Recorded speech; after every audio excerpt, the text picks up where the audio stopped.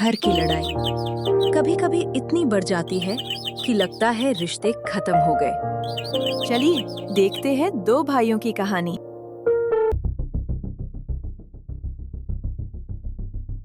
भैया भैया मुझे बचा लो, पुलिस मेरे पीछे है।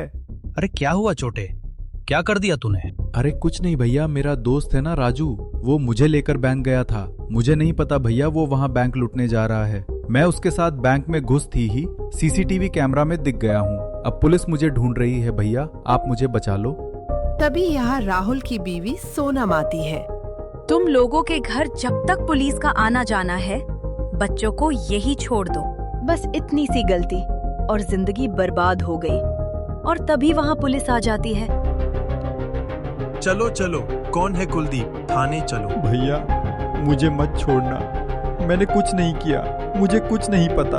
अरे वो तो पुलिस स्टेशन चलकर ही पता चलेगा कि कुछ पता है कि नहीं। चलो।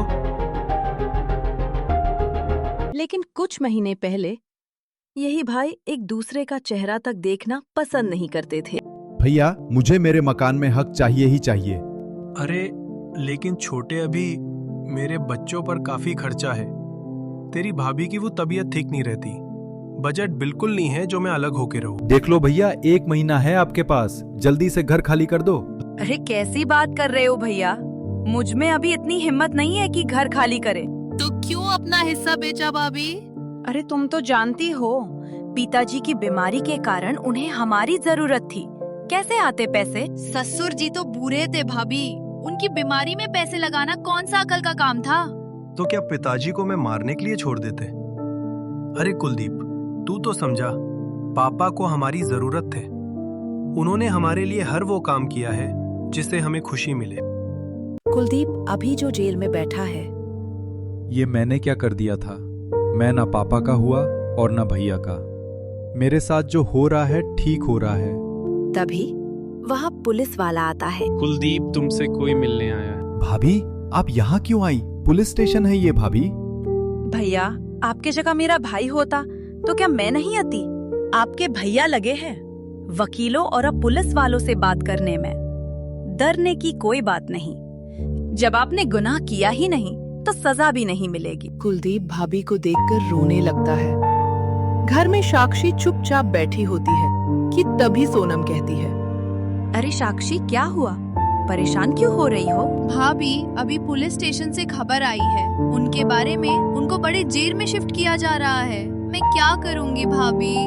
रो मत, हम बड़े से बड़े वकील करेंगे। लेकिन उसमें तो बहुत पैसे लगेंगे भाभी, हम इतना पैसे कहाँ से लाएंगे? अरे क्यों, ये मकान है ना, और मेरे कुछ गहने भी है।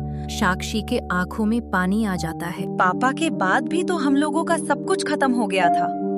पापा को तो बचा नहीं पाए, लेकिन कुलदीप को जरूर बचा लेंगे। और भगवान चाहेंगे ना तो दोनों भाई मिलकर इससे भी बड़ा मकान खड़ा कर लेंगे। साक्षी। थोड़ी देर में राहुल वहाँ आता है।